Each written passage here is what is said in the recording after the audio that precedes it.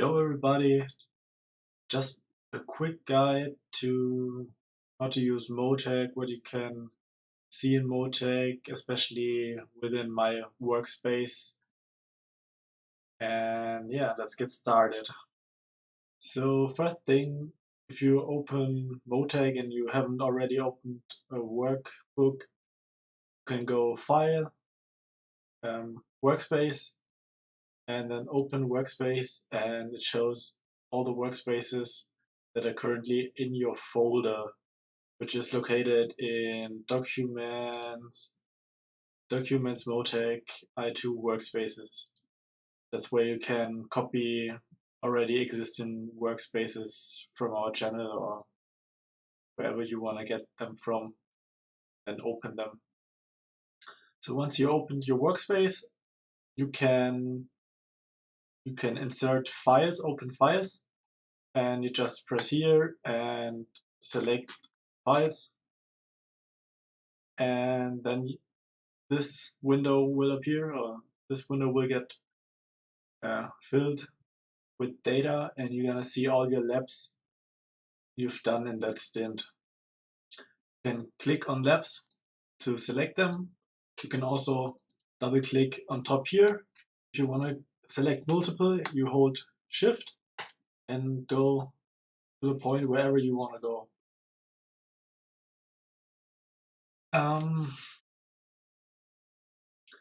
Here on the left side, you see your labs and your stints, and here all the way to the left, you can have a look at all the channels that are available in that workspace.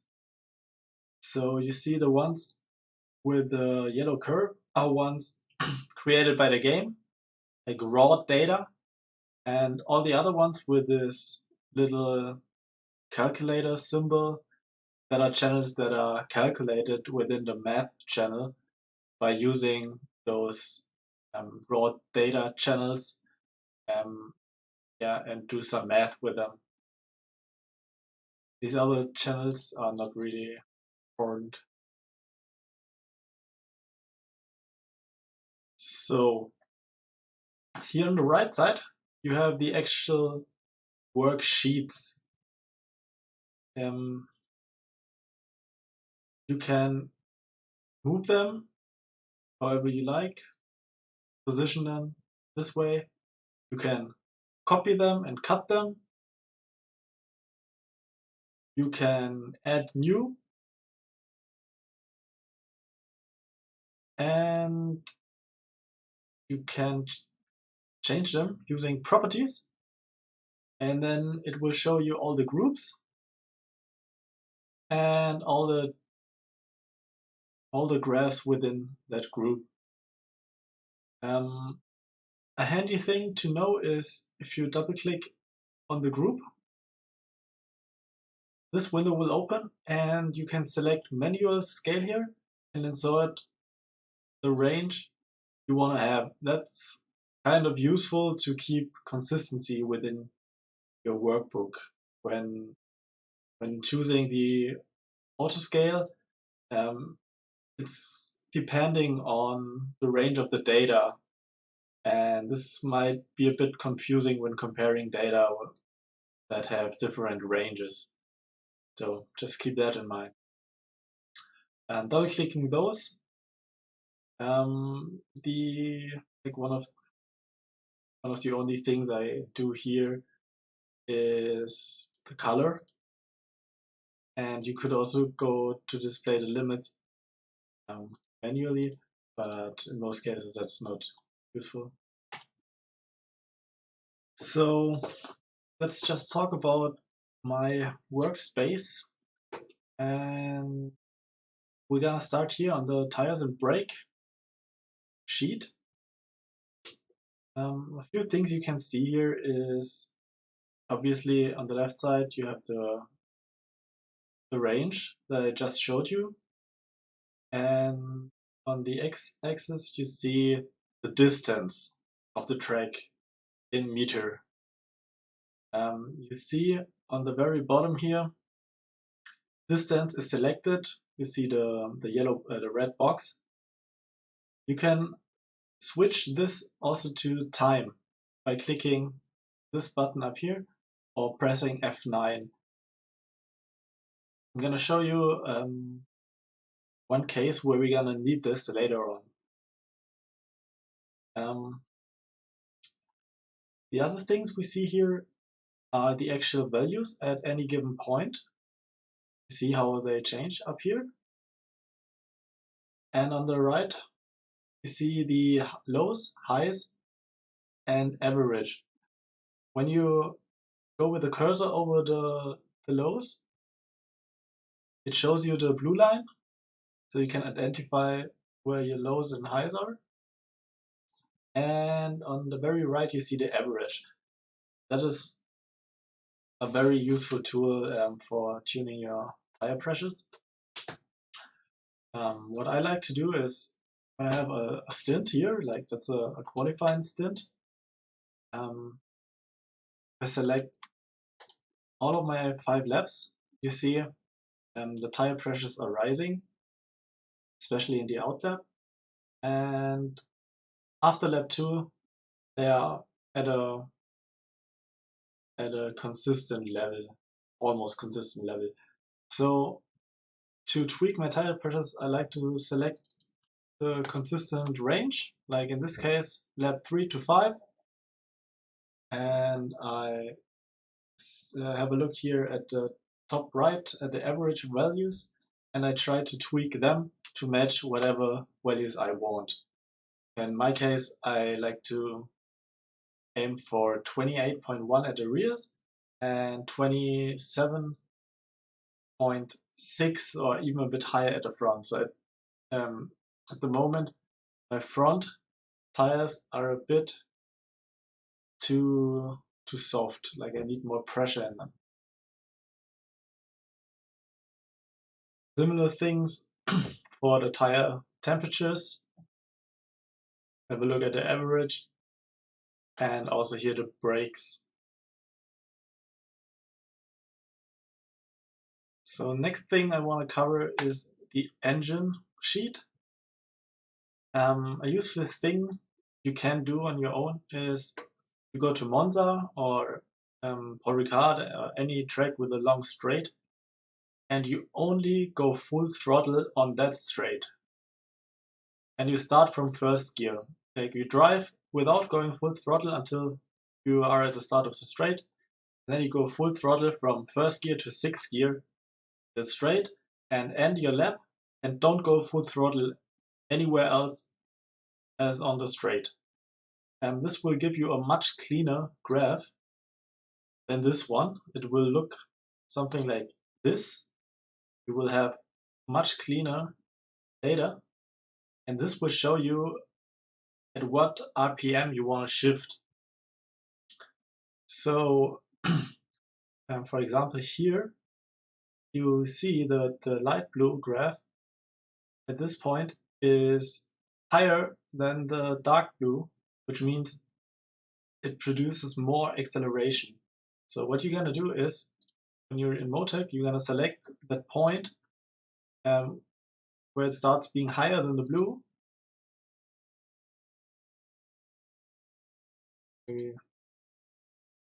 This data is kind of bad, so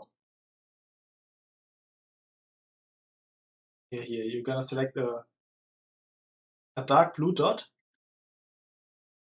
and this is about the range where the light blue gets higher than the dark blue because the dark blue drops. And then you have a look up here and you see like RPM 9100 something. That's around the range you want to shift. With a lot of cars, that is not that useful because you just want to go until you almost hit the rev limiter. But on some cars, especially with the Nissan GTR, you want to shift much earlier before you hit the limiter, because it likes lower RPMs. It produces more torque at lower RPMs. So next thing I want to cover are section times. This sheet is very useful, track throttle, especially when you compare your data to someone else's data. You can see the throttle input by the green color, and the red shows the brake input. White is coasting. And yeah, especially useful when comparing data to someone else's data. Next thing, section times. A lot of the times you will get a warning here like data is not available or whatever. Then you go to properties, click on this one, and go outing, labs, and select the track name. And then it will display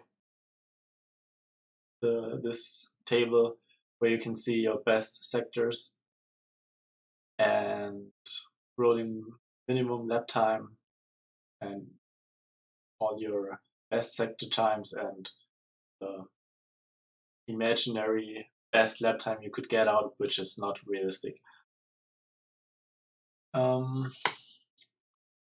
Yeah, let's go to this sheet next. One thing I want to touch here is this bar that you can see at the top. We see main straight, T1, T2. A lot of the times this is not displayed, but it's really easy to get this done. You go properties, you go display, and then you see show section band. You have to check this option. And here it should say track section Barcelona or whatever track you're on, if the track is in your track maps. And you click here and select Barcelona, and then you will have this bar at the top, which makes it way easier to see where you're actually at on the track.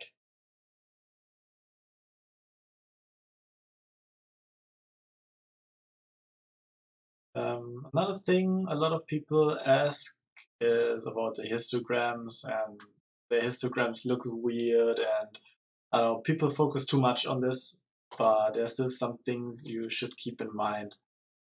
When you go to properties, first thing is your bin values. So you have max 200. This will define your range down here. And the bin width. And for me, a good bin width is 5. If you change this, for example, to 10, it looks very different. It's like you put two bins together and add them up to get this. The problem for me is that you just lose some data. It's just not as smooth. And obviously, if you add those two together, those values will be different.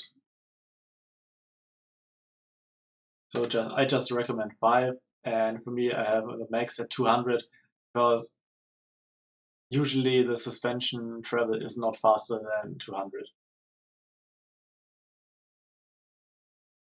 And here in the bottom you have the x-axis scaling. I did manual scale 20. This is just the range, how high it will display, but most of the histograms won't go higher than 20 at their peak, so I thought 20 is a good value to put in here. Yeah, maybe another thing you want to change is the high-low boundary. Usually it's at 50.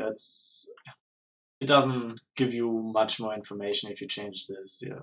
Those rebound high-low values will change, but yeah, just don't look at them too much. The things you want to look at are your peak, like how high the graph is, and the average values, as well as the general shape. So this is a really basic channel. It shows the ride height for all 4 wheels.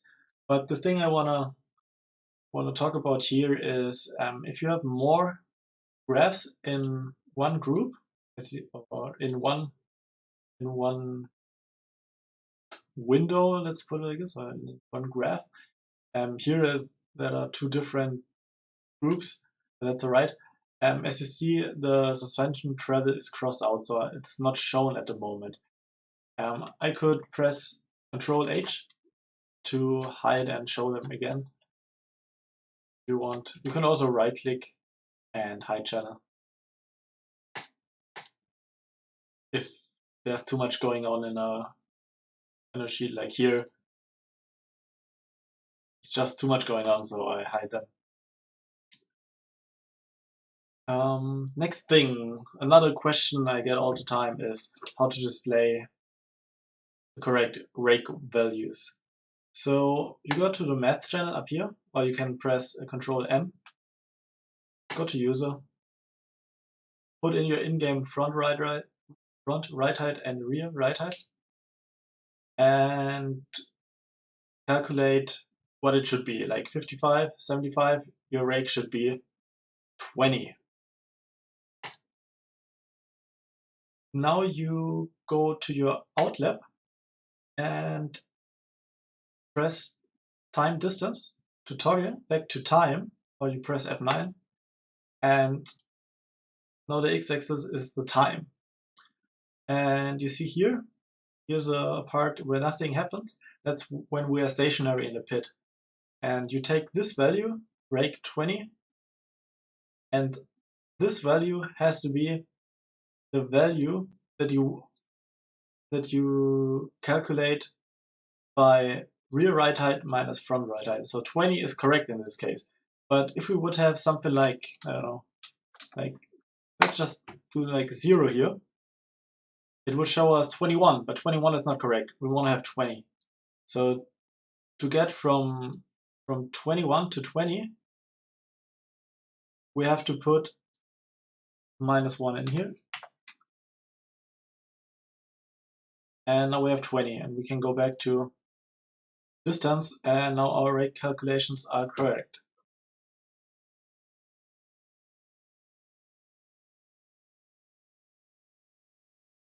Yeah, just some more worksheets. It should be pretty self-explained what those do. Bump stop shows you when you're actually touching the bump stops. You could tweak this value to be only in the bump stop when you're braking and cornering. Like in this case, the downforce presses me into the bump stops on the straight. So that's something the car likes. This is the Porsche. So yeah, just something you can play around and test how the car feels without the bump stops. But yeah, that's subject for another video, I guess. Yeah, roll angle is the same as Raik, but with rolling. Roll rate, just how fast. And the anti-roll bar is a new sheet I added to display if my front or my rear is rolling more, just to get a better idea on what the car is doing and making it easier to tweak by A or B values. Like, have a look here at the average again. This is a good indication if we go through the laps. It doesn't change much. It's between 19 and 29, like 0.19 and 0.21, 29. And this can be an indication if you go to another track and have a different setting, just to compare your settings. And if something felt good in the first track, maybe tweak the settings towards the point that you get similar roll averages on the other setup. Maybe the card likes it.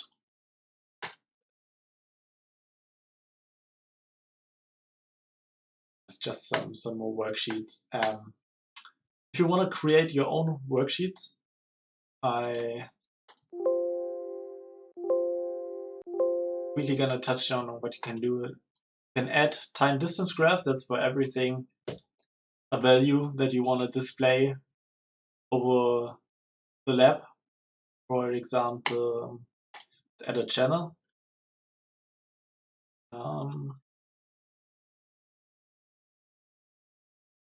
let's add steering angle. Now you're gonna see the steering angle over your whole lap. You can set manual scale here again if you want to go from -5 to 5 or something, whatever. And change the color. It's small. Another thing, a different thing you want to do is maybe put track position in if you create a worksheet, but you always want to know where you're at on the track. You might want to put a small track map in the corner somewhere. I think you can also you can press Control and left click on it, and then you can just drag it, which makes it easier. Put this in the corner, for example. And another cool thing is the gauge and then bar to display, for example, the brake. And now you have a nice graph that shows you how much you push the brakes, which is a nice thing to have, like brake, throttle, and maybe steering angle like I have here. Just to see how your graph changes when you're doing some inputs like brake or throttle. Always a nice thing to have somewhere, worksheet. Okay, I think I covered a lot of things in this video. If you have some more specific questions, feel free to ask them. And I hope that you learned something from this, and it's gonna be helpful for your tunings. Thanks for watching, and see you next time.